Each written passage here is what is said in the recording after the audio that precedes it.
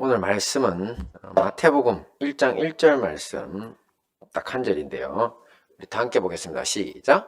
아브람과 다윗의 자손 예수 그리스도의 족보라. 네, 오늘은 성탄 주일입니다. 네, 예전에 제가 대학생이던 시절에 친구들 앞에서 이 성탄의 의미도 모른 채 밤을 새우며 술 먹고 노는 것, 참 그게 제가 안타까워한 적이 있었더랬습니다. 그랬더니만 신앙 없는 친구가 그 말을 듣더니만 아주 정색을 하면서 저에게 이야기합니다. 야, 성탄절은 기독교라는 한 종교의 기념일이 아니야, 이제. 세계적인 명절이야. 그런데 무슨 의미가 뭐 필요해? 이렇게 저보고 이야기를 하더라고요. 자, 그 친구는 뭐 이제 예수님의 탄생이고 뭐고 의미는 잘 모르겠고, 그러니까 노는 날이니까 실컷 먹고 즐기겠다는 거죠. 뭐 세상 사람들이야 그렇다 쳐도 우리까지 그래서는 안 됩니다. 그죠? 그래서 성탄의 진정한 의미를 알아야 하고요. 그리고 그 뜻을 따라서 살아야 합니다. 자, 결론부터 얘기하면 성탄절의 진정한 뜻은 의미는요. 진짜 왕이 돌아오신 날입니다. 한번 해볼까요? 시작. 진짜 왕이 돌아오신 날. 네. 그래서 이게 무슨 소리인지 그 뜻을 함께 살펴보고 은혜를 나누도록 하겠습니다. 함께 봅니다. 시작. 가짜 왕들의 세상. 네. 예수님이 태어나시던 시절 이스라엘 나라 왕은 헤롯이었죠. 이 헤롯은 이스라엘 사람도 아닌 이두메인이라고 해가지고 외국 사람입니다. 자, 그것도 이제 사실 민족적으로 적대적 관계에 있던 이스라엘 사람들과 이 에돔족 속의 한 부류예요. 그러니까 이런 사람이 어떻게 이스라엘의 왕이 됐냐면 로마 사람들, 당시 이스라엘을 지배하고 있던 이 로마 사람들에게 잘 보여가지고 이 분봉왕이라고 하는 그런 자리를 차지하고 있었습니다. 그러니 헤롯은 사실 이름만 왕이지 로마로부터 지방의 통치권을 이렇게 부여받은 지방 수령 정도밖에 되지 않는 사람입니다. 게다가 얼마나 악한지 그 악행은 입에 담기도 민망할 지경이죠. 자기 가족들 엄청 많이 죽였죠. 그리고 예수님 탄생 때 예수님을 찾아 죽이려다가 태어나신 아기 예수님 찾아 죽이려다가 실패하니까 2살 밑에 유아들을 다 살해해가지고 수많은 목숨을 빼앗았던 것도 바로 저 헤롯 왕입니다.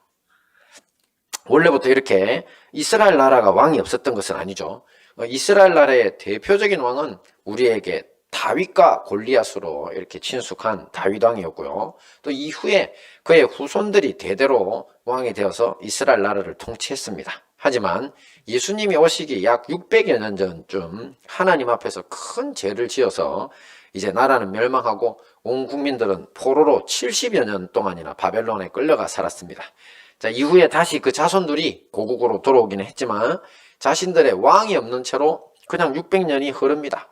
그러면서 바벨론 왕, 페르시아 왕, 알렉산더 대왕, 뭐 로마 제국의 황제 이런 사람들을 왕이라고 부르며 살았습니다.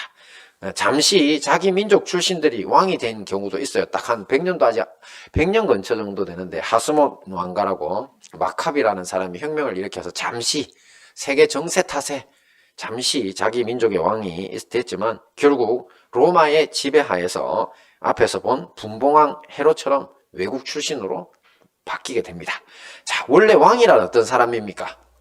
원래 왕이란 그 나라와 민족의 안녕을 최우선으로 두고 또 자기 백성들을 지키기 위해서 힘써야 하는 게 맞죠. 우리가 생각할 때. 자, 하지만 뭐 어디 바벨론 왕, 뭐 페르시아 왕, 로마 제국 황제가 이런 그 국민들을 지켜주고 최우선으로 할 리가 없죠. 오직 피지배 민족이라고 약탈하고 수탈할 그 대상으로만 여길 뿐입니다. 자, 그런데 이 부분도 좀 한번 깊이 생각해 보면 그러면 뭐 우리 민족 출신의 왕이 나오면 좋냐? 사실 역사적으로 별로 그렇지 않습니다. 어느 나라 할 것 없이 어느 민족 할 것 없이 뭐 자기 민족 출신이라 해도 왕이든 뭐 현재 대통령이나 뭐 총리라고 부르든 이 사람들의 실상을 한번 살펴보면요, 이 자기 민족 국가를 위한다는 건 허울 좋은 명분일 뿐입니다. 사실은 자기 자신의 권력과 안위, 부귀 영화가 최우선 고려 사항입니다. 자, 이런 일을 이스라엘 사람들은 1000년이 넘는 세월 속에서 이미 숱하게 경험했더랬습니다. 초대 왕이었던 사울왕 때부터 계속 그랬죠. 사울은 40세의 왕이 되어서 무려 30여 년이라는 세월 동안 전장을 누비며 블레셋과 이민족들로부터 이스라엘 나라를 구원해낸 영웅이었습니다. 30여 년 동안. 하지만 세월이 흐르면서 그도 타락해 결국 비참한 최후를 맞고 말죠. 이 사울의 멸망 과정을 한번 보면 사울왕은 사람들의 인정에 목을 맵니다. 왜냐하면 사람들이 인정해줘야 자기가 이 권력을 지킬 거라고 하는 그런 생각을 했던 것 같았어요. 그러다 보니까 이런 이 사울이다 보니까 자신의 이 사위도 가족이죠, 그죠? 자기 딸의 남편이니까 이런 다윗이 자기 왕으로 선택됐다는 것을 눈치를 채고 나서 바로 다윗을 죽이려고 그렇게 노력합니다. 그러면서 방방곡곡 찾아다니면서 괴롭혔고요. 또 다윗을 잠시 도왔다는 명분으로 그 당시 대제사장 가문을 학살해버리는 만행도 저지르죠. 미친 거죠, 권력에. 이후에 사울이 죽고 다윗 왕가가 들어서지만 이 다윗만 충성된 왕이었을 뿐입니다. 그 뒤에는 솔로몬도 결국 죽을 때 우상 숭배자로 죽습니다. 여러분 기도하실 때 솔로몬 같은 아들 되게 해달라고 처음은 좋은데 뒤쪽에 가면 우상 숭배로 죽어요. 그래서 저는 솔로몬 같은 왕 되게 해달라, 자녀 되게 해달라는 기도는 안 해줍니다, 원래. 그만큼 끝이 좋지 않습니다. 이렇게 북이스라엘로 분열된 이유도 마찬가지였는데 이 근 천년 세월 동안에 제대로 된 왕을 손으로 뽑으라면 5손가락 안에 꼽힐 정도입니다. 진짜 얼마 되지 않습니다. 그 사람들도 흠이 많고요. 그러니 예수님이 태어나실 당시에 이스라엘 사람들은 다윗 같은 왕, 진짜 왕 같은 왕이 다시 나타나 이 진정한 왕이 통치하는 나라, 하나님이 다스리는 나라를 학수고대하고 있었던 겁니다. 자, 근데 우리 민족의 현실도 한번 생각을 잠시 해보면 이 근현대사 최대의 수치인 일제강점기는 어떻습니까? 이거 있잖아요. 그야말로 왕과 그 신하들, 우리 최고 지도자들의 무능, 또 자기 자신의 안위와 부귀 영화를 누리는 것만 골몰했던 사람들의 실정입니다. 이 조선 왕조의 왕족들은 다 일본에 가서 그 귀족 됐잖아요. 그 정도 돈 엄청 많이 받았죠. 그러니까 우리나라를 통째로 팔아먹은 사람들이 왕가입니다. 지금 북한 땅에는 또 세계 최악의 독재 정권도 존재하고요. 이 고대사는 말할 것도 없죠. 백성들은 항상 수탈과 또 학정에 시달리며 살았습니다. 오죽하면은 그 학정이 호랑이보다 더 무섭다는 말이 널리 퍼져 있었으니까요. 그 산에서 이제 자꾸 남편도 물려가 죽고 자식도 물려가 죽는데 못 떠나오는 이유가 뭐냐니까 마을로 가면은 고을 원님이 학정이 심해가 못 내려가겠다고. 그런 학정이 얼마나 심하면 호랑이에 물려 죽는 것보다는 그게 차라리 낫다고 했을까요? 그만큼 온 세상이 그랬습니다. 그리고 또 나라가 망할 때마다 보면 외부의 침략보다는 외부에서 침략하면 우리나라 사람들 잘 막는 거 아시죠? 우리나라가 세계 역사상 전투민족 1, 2위로 뽑힙니다. 진짜로 덩치에 비해 가지고 어떤 나라가 들어와도 우리나라에만 들어오면 다 죽여버렸어요. 그러니까 누가 밖에서 침략하면 괜찮아요. 덩치에 상관없어요. 중국 크다고 까불지만 우리나라 들어오면 작살 낼 수 있다. 이게 사실 저도 이제 군인 출신이니까 다들 군대 갔다 오셨죠.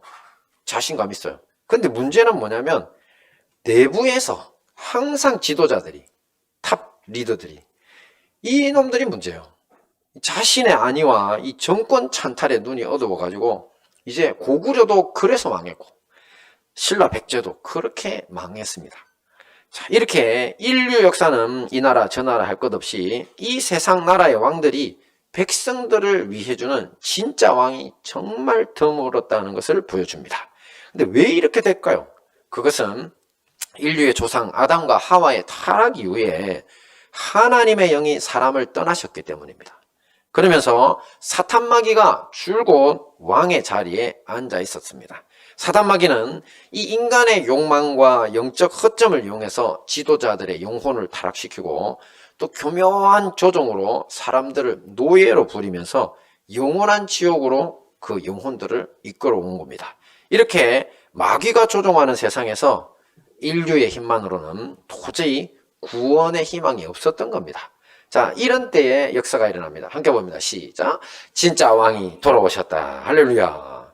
이 마귀가 왕된 세상, 마귀의 영에 미혹돼서 타락한 왕들이 다스리는 이 희망 없는 세상에 진짜 왕이신 예수님이 돌아오신 겁니다. 자, 자, 마태복음은 이렇게 말씀합니다. 자, 아브라함과 다윗의 자손 예수 그리스도의 족보라. 그렇습니다. 오늘 본문 마태복음은요, 예수님을 다윗의 자손이라고 선포하고 있습니다. 자, 이것은 이제 예수님 때문에 이 모든 상황이 바뀌었다는 것을 선포하는 겁니다. 당시에 다스리고 있던 왕가는, 이 마태복음가 쓸 때 이 이스라엘을 다스리고 있던 왕가는 헤롯 왕가요, 헤롯 왕가. 분봉왕이라 해도. 근데 감히 이제 저런 구절을 썼어요. 왜냐하면 다윗의 자손이라는 건 다윗왕의 후손이고 진짜 왕이라는 뜻이거든요. 왜 이렇게 선포했냐면 바로 이스라엘 사람들이 그렇게 학수고대하던 다윗 같은 왕, 그 왕이 태어나셨으니까 이제 너희들은 진정한 왕 예수님을 맞이하라는 겁니다. 그리고 이에 더 나아가서 인류가 경험한 악한 통치자들, 또 지금도 건재하고 있는 세계 구석구석의 악의 정권들로부터 예수님을 통한 해방이 있을 거라는 겁니다. 자, 거기에 대해서 이미 수천 년 전 이사야 선지자가 이렇게 이야기합니다. 같이 봅니다. 시작. 이는 그들의 무겁게 맨 멍에와 그 어깨의 채찍과 그 제자의 막대기를 꺾으시되 미디안의 날과 같이 하셨음이니이다. 어지레이 싸우는 군인의 갑옷과 피 묻은 복장이 불에 석같이 살라지리니. 그렇습니다. 이 목에 맨 무거운 멍에 학정의 채찍, 압제자의 막대기는 바로 이 세상의 악한 왕들의 상징입니다. 그들이 이런 걸 들고 사람들을 때리고 억압하여서 통치하는 거죠. 그들은 자신들의 욕심을 채우고자 백성들을 무장시켜서 이웃나라를 치고요. 또 너나 할 것 없이 다치고 죽고, 그러다 보니까 갑옷과 의복에는 피가 묻어서 물들어 있는 거죠. 이 모든 것이 다 마귀의 영에 조종당해서 그랬던 겁니다. 하지만 이제 상황이 바뀌었다고 했죠. 바로 인류의 타락 때문에 우리를 떠나가셨던 창조주 하나님이 이제 사람의 육신을 입고 다시 돌아오신 겁니다. 그래서 거짓왕인 마귀를 왕자에서 몰아내고 다시 우리 왕이 되신 겁니다. 할렐루야. 그 증거가 바로 부활이죠. 왜냐하면 마귀는 죽음의 권세를 가지고 있는데 예수님을 죽였다고 좋아했는데 예수님은 음부로 가셔서 사탄마귀 머리를 깨버리고 나오시잖아요. 다시 왕위를 찾으신 겁니다. 예수님은 평강의 왕으로 우리에게 다시 돌아오셨고, 또 예수님을 통해 이제 모든 세상의 압제와 전쟁이 멈추는 날이 곧 올 겁니다. 모든 무거운 멍에는 벗겨지고, 또 학정의 채찍, 또 압제자의 막대기는 부러지고, 이 피로 물든 갑옷과 의복은 불에 태워지는 겁니다. 2000년 전 이 일이 이미 시작되었고요. 이제 완성을 향해 달려가고 있습니다. 사탄마귀도 열심히 노력하고 있습니다. 이거 완성 안 되게 하려고. 그래서 지금 싸움이 치열합니다. 세계적으로. 2000년 전에 예수님은 이 땅에 오셔서 우리 인간의 죄를 대신해 십자가 못 박히셨죠. 여기가 시작입니다. 왜? 그래야지, 인간의 죄가 해결돼야지 하나님이 떠나갈 수밖에 없었던 그 문제가 해결되기 때문이죠. 그래서 예수님은 이 모든 일을 오직 자신이 스스로 십자가에 희생함으로써 이루셨습니다. 세상의 악한 왕들처럼 누구를 대신 희생시키는 강요를 했던 게 아니라는 거죠. 그리고 지금까지 사람과 사람 사이를 갈라놓은 인종과 문화, 온갖 이념, 가치관의 벽 같은 걸 다 허물어버리고 이들을 화평케 하고 있습니다. 이 평화의 왕이신 예수님이 통치하시는 세상이 2000년 전부터 시작이 된 겁니다. 그리고 곧 임박한 미래에는 재림과 함께 이 모든 것이 완성될 것입니다. 이 재창조의 세상인 새하늘과 새 땅을 우리에게 주시는 거죠. 그래서 이런 소식을 우리는 뭐라고 부릅니까? 복음이라 부릅니다. 복자가 복되다, 좋다, 좋은 소식이라고. 그렇다면 우리는 이제 어떻게 해야 될까요? 예수님이 2000년 전에 또 돌아오셔가지고 이제 시작하셨고 완성을 위해서 다시 오실 날이 가까워 오는데 우리는 어떻게 해야 합니까? 함께 봅니다. 시작. 좋은 소식을 가져오며 평화를 공포하며 복된 좋은 소식을 가져오며 구원을 공포하며 시온을 향하여 이르기를 네 하나님이 통치하신다 하는 자의 산을 넘는 발이 어찌 그리 아름다운고. 할렐루야.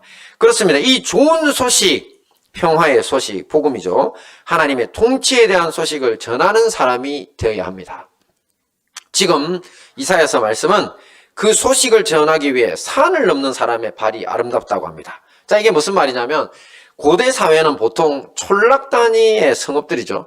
그래서 한 동네에 좋은 소식이 전해지면 금방 그 동네에는 퍼져버립니다. 제가 앞에 있던 교회 이름이 초읍교회인데 그래서 저는 풀이 많은 동네라서 그런가 했더니만 나중에 알게 봤더니만 저 산 너머에 있는 사직이라는 동네가 있어요. 근데 그 동네에서 저 서면이라고 하는 큰 동네로 가는데 나타나는 산골짜기 건너가면 나타나는 처음 동네라고 초읍이랍니다. 그래서 100여 년 전에 세워졌는데 교회가 우리 한국의 초창기 교회요. 제가 그 장로교 출신인데 그 초교회 사진을 제가 봤더니만 그야말로 그냥 허벌판이었어요. 그냥 초가집 몇 개만 있고 100여 년 전에 찍은 사진. 그러니까 좋은 소식이 퍼져버리는 건 쉬운데 넘어가긴 힘든 겁니다. 누가 가야 되겠죠, 그죠? 그래서 누가 저 산을 넘어가서 이 좋은 소식을 전해주는 사람의 수고가 있어야 되는 겁니다. 근데 예수님에 관한 이 통치의 소식을 전해주는 사람의 발이 있으니까 아름답다고 칭송하는 거죠. 오늘을 사는 우리도 마찬가지입니다. 세상에는 얼마나 많은 사람들이 이 평화의 소식을 모른 채 서로 미워하고 질투하고 원망하고 두려움에 떨면서 불안 속에서 살아가는지 모릅니다. 이들에게는 평화의 소식, 곧 평강의 왕이신 예수님의 통치가 시작되었으니 당신도 믿고 그 통치 아래 들어가라는 그 복음을 전해줄 사람들이 필요합니다. 오늘 우리 모두가 그런 사람이 돼야 합니다. 그리고 특별히 가정에서부터 이 일을 시작해야 합니다. 예수님은 12제자를 파송하시면서 이 복음을 전해라고 파송하시면서 말씀을 주시는데요. 한번 볼까요? 시작. 제자가 그 선생 같고 종이 그 상전 같으면 좋가도다. 집 주인을 바알세불이라 하였거든 하물며 그 집 사람들이라. 근데 여기서 집 주인이 바알세불이다. 곧 마귀다. 제가 바알세불이 똥파리라는 뜻도 있댔죠. 네, 화장실의 주변에 산다고. 왜냐면 원래 바알세불 섬기던 그 단을 허물어버리고 공중화장실을 만들었거든요. 근데 거기 가만히 있다 보니까 파리들이 날아다녀요. 그래서 지집이라고 똥파리, 바알세불이 왔나 싶어가지고 별명을 똥파리라고 부릅니다. 근데 이 바알세불, 곧 마귀가 집주인이랍니다. 예수님이 하신 말씀이에요. 예수님이 우리 가정을 통치하지 못하게 되면 우리 집 주인은 누구라고요? 똥파리, 마귀인 채로 살아야 합니다. 여러분 중에 혹시 미움과 질투와 원망과 불안과 두려움에 떠는 가정들이 있습니까? 그것은 누구의 지배 아래 있다는 겁니까? 바로 마귀의 지배 아래 있다는 증거입니다. 이런 가정이 먼저 해방돼야 합니다. 그러고 나서야 이제 비로소 친구, 학교, 회사, 사회로 그 대상을 점차 확대해 나갈 수 있는 거죠. 자, 이 일을 위해 내가 먼저 해야 될 일이 있습니다. 뭐냐면 평강의 왕이신 예수님의 통치 아래 살아야 합니다. 그렇게 살면서 변화가 돼야 하는 겁니다.